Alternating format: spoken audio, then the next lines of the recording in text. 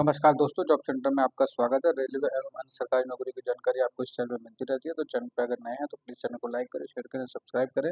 आइए हम बात करते हैं रेलवे भर्ती 2024 के बारे में, जिसमें जो है एक आरटीआई लगाई गई थी कैंडिडेट के द्वारा, जिसमें जानकारी मांगी गई थी कि जो है सीसीएस के बारे में। तो उसके अंदर सीसीए के बारे में बोला गया है कि क्या सीसीए को जनरल कैंडिडेट में माना जाएगा, क्योंकि उसके अंदर ऐसा बोला गया है कि सीसीए को अगर वो जो है कट ऑफ पार करता है तो उसको जनरल में कर दिया जाएगा। और रेलवे आरटीआई के माध्यम से जवाब लिया गया है और आरटीआई के माध्यम से अधिकतर करेक्ट जवाब भी दिया जाता है। कभी-कभी 19-20 हो सकता है, क्योंकि जो सबके अधिकारियों की अपनी-अपनी सोच होती है और जो अलग-अलग ज़ोनों से अलग-अलग डिफरेंट जवाब भी आ सकते हैं, इसमें कोई बड़ी बात नहीं है।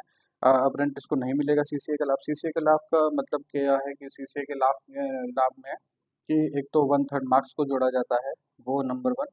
नंबर 2 2/3 का जोड़ा जाता है। नंबर 3 फिजिकल की छूट होती है उसको। ये 3 लाभ जो है मोटे-मोटे तौर पे एक सीसीए कैंडिडेट को मिलते हैं। जो 20% कैंडिडेट 20% जो ग्रुप डी को दिया गया है रिजर्वेशन, उसके अंदर आते हैं ये 3 लाभ। यानी कि आपका सीबीटी का 1/3, आपके एनएससी का 1/3, सीबीटी का 2/3 और तीसरा फिजिकल। ये 3 लाभ हैं जो दिए जाते हैं। उसके बाद क्या फ़ायदा क्या नुकसान है, इसके बारे में बात करेंगे कि अगर उसको जनरल कैंडिडेट में डाल दिया जाता है तो उसको क्या फ़ायदे होंगे और क्या नुकसान होंगे। तो आइए हम बात करते हैं आरटीआई पे चलते हैं और आरटीआई देखते हैं कि आरटीआई आखिर है क्या। तो सॉरी फॉर डिले, ये काफ़ी दिन पुरानी आरटीआई हो चुकी है, यानी कि ज़्यादा दिन भी नहीं, बस लास्ट मंथ की है। 29 अगस्त 2024 को ये जवाब आया है और ये जनरल मैनेजर के माध्यम से दिया गया मालेगांव गुवाहाटी से। और इसके अंदर जो आरटीआई के नियम के अनुसार जवाब दिया गया है, तो उसके अंदर जो हम इम्पोर्टेंट जो हमारे काम का है वही पढ़ेंगे और बाकी पढ़ने की आवश्यकता नहीं है। तो इसके अंदर पूछा गया था, please give me year wise vacancy and CCA pass data, यानी कि उसने 2014 16 से 24 तक का पास डेटा मांगा था। तो उन्होंने कहा है कि ऑलरेडी नोटिफाई इन आरआरबी वेबसाइट, यानी कि वो डाल दिया। बस वो जवाब नहीं देते, इतनी मेहनत करना नहीं चाहते, क्योंकि 16 से लेकर 24 तक यानी 8 सालों का डेटा इकट्ठा करना होगा। तो इकट्ठा करने के लिए पूरी एक अगर जोन मान लेते हैं हम, गुवाहाटी है तो गुवाहाटी की जितनी भी वर्कशॉप होंगी, जितने प्रोडक्शन यूनिट होंगे, जितने डिवीजन होंगे, उसमें अलग-अलग जगहों पे अप्रेंटिस कराई जाती है। अब तो डीआरएम ऑफिस वगैरह में भी कराई जाती है, ओपन लाइन, सिक लाइन में भी कराई जाती है। तो वहाँ-वहाँ से डेटा कलेक्ट करना, हालाँकि कोई मुश्किल काम नहीं है। एक जहाँ से नोटिफ़िकेशन निकलता है, वहाँ से भी कलेक्ट करके डेटा दे सकते हैं, लेकिन जो है इतना कष्ट कोई करना नहीं चाहता है। सब बैठे हैं एसी में, तो कहाँ से होगा। जो मेन हमारा सबसे बड़ा टॉपिक है, वो दूसरे नंबर का टॉपिक है, जिसके अंदर बताया गया है कि if CCA candidate get more marks than regular candidate, then in which list he get regular or apprentice quota under 20% reservation. यानी कि ये पूछा गया है कि जिसके अगर किसी सीसीए कैंडिडेट के सीसीए कैंडिडेट को अगर 20% से ज़्यादा मार्क्स को ले आता है, या सॉरी 20% नहीं, मतलब कि किसी जनरल कैंडिडेट या यूआर कैंडिडेट से ज़्यादा मार्क्स ले आता है और वो उस कैटेगरी में सेलेक्ट हो जाता है, चाहे वो यूआर हो, चाहे ओबीसी हो, चाहे एससी हो, चाहे एसटी हो। मान लीजिए कोई भी कैंडिडेट एक एससी का कैंडिडेट है, वो एससी के जनरल फाइट में जो कर रहा है एससी कैंडिडेट, उससे ज़्यादा मार्क्स लाता है, तो वो जंप करके उस जो एससी के सीट पे जा सकता है क्या, मतलब जनरल कैंडिडेट में जा सकता है क्या। तो उसी के जवाब में इन्होंने बोला है कि जो है अनरिजर्व, यानी कि वो जनरल कैटेगरी की सीट पर फाइट कर सकता है। यानी कि एससी का कैंडिडेट है, तो अगर वो जो सीसीए कैंडिडेट है और एससी का कैंडिडेट है और उसको जनरल, यानी कि जनरल की मान लीजिए 70 गई है और कोई सीसीए 71 नंबर लेकर आता है, तो वो जो है वो जनरल की सीट पे फाइट कर सकता है। एससी की सीट पे फाइट नहीं कर सकता है, वो जनरल की सीट पे फाइट कर सकता है। जो अनरिजर्व सीट पे, यानी यूआर जो होता है वो अनरिजर्व होता है, उस सीट पे फाइट कर सकता है। उस सीट पे फाइट करने से उसको जो है क्या फ़ायदा या क्या नुकसान होगा, इस बारे में बात करेंगे। उसके बाद तीसरा जो है, how many CCA candidate have been recruit in RRC, एक 1957 कैंडिडेट है और सीबीटी में जो है 78 को नॉट क्वालिफाई हुए हैं। ये तो हमारे लिए ये तीसरा पॉइंट एक है, जिस पे हमें जो है एक अच्छे से डिस्कशन की ज़रूरत है कि वो आखिर क्या चाहते हैं, क्योंकि इसमें कई चीज़ें जो हैं वो हाइड है, यानी कि आंसर तो दिया है, उसे क्लियरिफाई करना चाहिए था। तो एक दूसरी आरटीआई बात करते हैं, क्योंकि ये तो आपने देख लिया है, ये मालेगांव गुवाहाटी से है। दूसरी आरटीआई जो है वो हम देखेंगे, तो उसको है सेलम, यानी कि सेलम जो है वो कहाँ का डिवीज़न है, वो साउथर्न रेलवे का है। तो ये साउथर्न रेलवे से जवाब आया है। साउथर्न रेलवे ने जो है आरटीआई का जवाब दिया है, सेम जवाब दिया है। ये हम दूसरा पॉइंट देखेंगे, क्वेरी नंबर 2। क्वेश्चन तो हमारे पास है नहीं, लेकिन आंसर है। तो CCA candidate score more marks than a regular candidate, he she will be counted in the regular candidate quota list and not not in the list under 20% reservation. यानी कि वो 20% रिजर्वेशन से बाहर आ जाएगा और वो जनरल में जो है वो फाइट करेगा, counted in general candidate. General regular candidate का मतलब जनरल कैंडिडेट होता। तो ये 2 आरटीआई अलग अलग समय पे लगाई गई थी।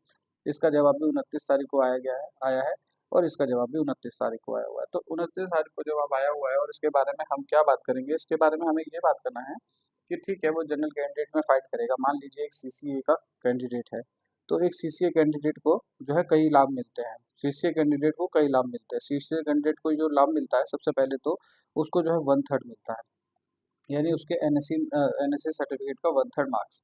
उसके बाद उसको 2/3 मिलता है, उसके सीबीटी का 2/3। उसके बाद उसकी कट ऑफ होती है। हाँ, अब जो कैंडिडेट जो है यूआर की कट ऑफ को पार कर रहा है, तो उसको इन सब चीज़ों की ज़रूरत तो है नहीं, लेकिन उसका मार्क्स तो कैलकुलेशन इसी तरीके से होगा, क्योंकि ऑल सीसीए के लिए ऐसे ही कैलकुलेशन है। चलिए ठीक है, हमने कहा कि ये प्रोसेस उन्होंने फॉलो कर लिया और हमारे 71 नंबर आते हैं और यूआर की कट ऑफ 70 नंबर है, तो हम जनरल में काउंट हो गए। चलिए ठीक है, हम एससी थे, हम एसटी थे, हम ओबीसी थे, हमें कोई मतलब नहीं है।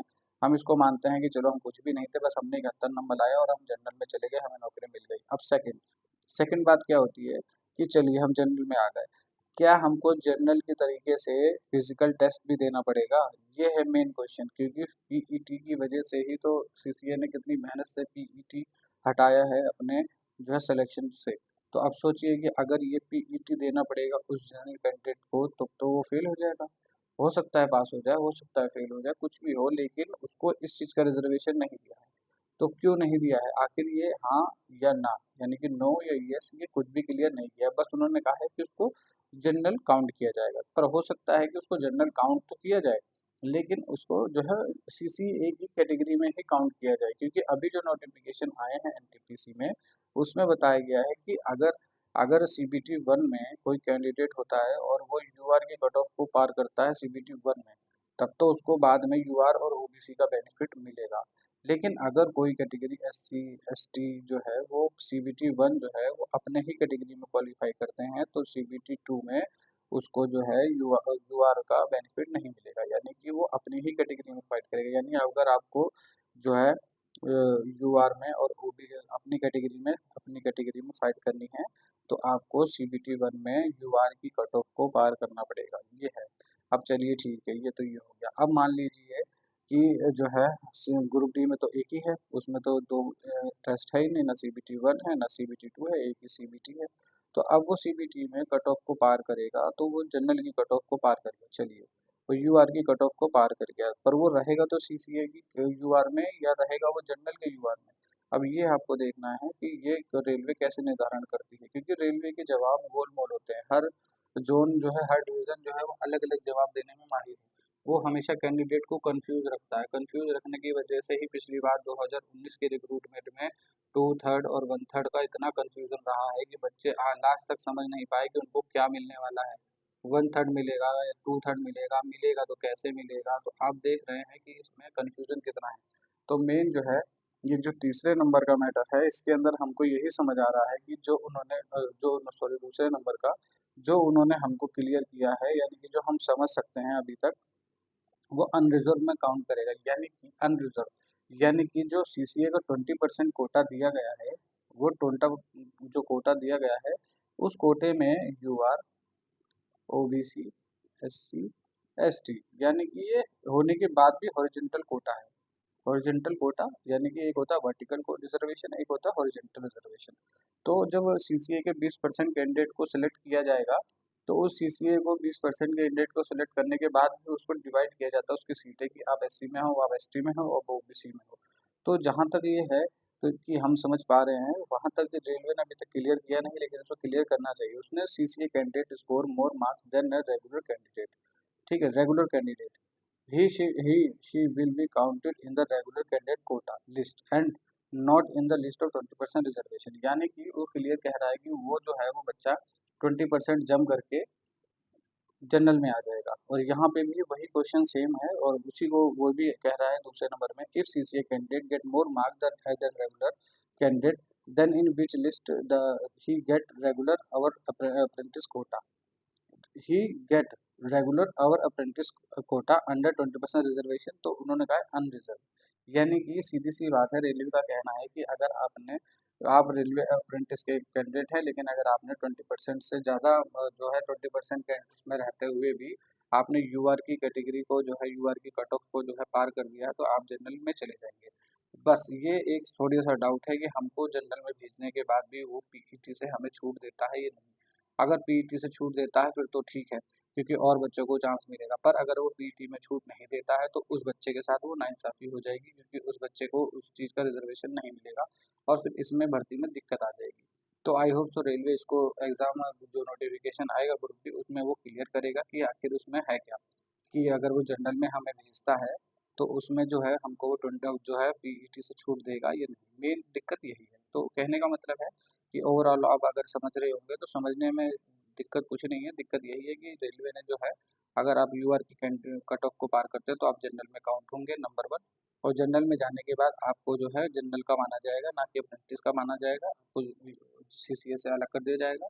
नंबर टू, आपको पीईटी का बेनिफिट मिलेगा या नहीं मिलेगा, बस यही सब क्लियर करना है। और अगर ये हाँ यस में होता है तो आपको बहुत ही ज़्यादा फ़ायदा है, कोई दिक्कत नहीं है। अब आपको कोई कहता है कि आप सीनियरिटी में डाउन हो जाएंगे, ये हो जाएंगे, या फिर आप पोस्ट प्रायोरिटी आपकी घट जाएगी, बढ़ जाएगी, ऐसा कुछ नहीं है। आपको पहली जो भी आपकी चॉइस होगी वो आपको दी जाएगी, इसमें 100% है। इसमें आप कोई शंका में मत रहिए, क्योंकि आपने यूआर की कट ऑफ को पार किया है और आप उसमें गए हैं, लेकिन आपकी चॉइस के हिसाब से ही आपको दिया जाएगा, क्योंकि आपको जो आपकी रिक्रूटमेंट होगी वो उसमें सीसीए ही लिखा जाएगा, क्योंकि आप 1/3 और 2/3 मार्क लेके आगे बढ़ेंगे। आप कॉमन सी बात है, जहाँ आप सीसीए का जो भी कैलकुलेशन होता है उसके अंदर 1/3 प्लस 2/3 मिला के ही उसकी कट ऑफ बनाई जाती है। वो चाहे 71 बने, 72 बने, 75 बने, उससे कोई मतलब नहीं है। अगर वो जितनी भी बनेगी और यूआर को आप पार करते हैं तो आपको वो नंबर यूआर में आप काउंट होंगे, लेकिन आप रहेंगे सीसीए ही कैंडिडेट। जैसे एक्स सर्विसमैन वगैरह होते हैं, ये काउंट हो जाते हैं जनरल में, या ये कोई भी है जंप करके चला जाता है जनरल की कट ऑफ को पार करता है, पर वो पीडब्ल्यूडी है तो पीडब्ल्यूडी ही रहता है। उसकी कट ऑफ ज़्यादा हो गई तो भी कोई दिक्कत नहीं है, वो वैकेंसी जो है रिजर्व रहती है। तो उसी हिसाब से है कि अगर आप ऐसा करते हैं तो आप जनरल में तो चले जाएंगे, लेकिन आपको वो पीईटी का बेनिफिट मिलेगा या नहीं, बस यही इंपॉर्टेंट है। आपका पोस्ट प्रेफरेंस वही रहेगा जो आपका है और आपको उसका बेनिफिट मिलेगा भी। तो आई होप सो आप समझे होंगे कि ये क्या है, और जो मैं क्लियर कर पाया हूँगा। तो अप्रेंटिस को सीसीए का लाभ मिलेगा या नहीं मिलेगा, इस पे सिर्फ पीईटी पे हमें डिस्कशन करना है, और ये रिव्यू बोर्ड का नोटिस जो आएगा ग्रुप डी का अक्टूबर के बाद, उसमें क्लियर हो जाएगा कि आखिर आपको इसमें बेनिफिट मिलता है या नहीं मिलता है। और अगर नहीं मिलेगा तो उस कैंडिडेट के लिए वो नुकसान है, और वो बहुत बड़ा नुकसान है, क्योंकि पीईटी की छूट लेने की कितने ही बहुत भारी कोशिश करी गई तब जाके ये हमको मिला है। तो कहने का मतलब है कि ये सरकार अच्छा करती है बुरा करती है वो नोटिफिकेशन में क्लियर हो जाएगा। आई होप सो आप समझे होंगे, और जो है अपनी तैयारी करते रहिए अच्छे से। Best of luck, thank you.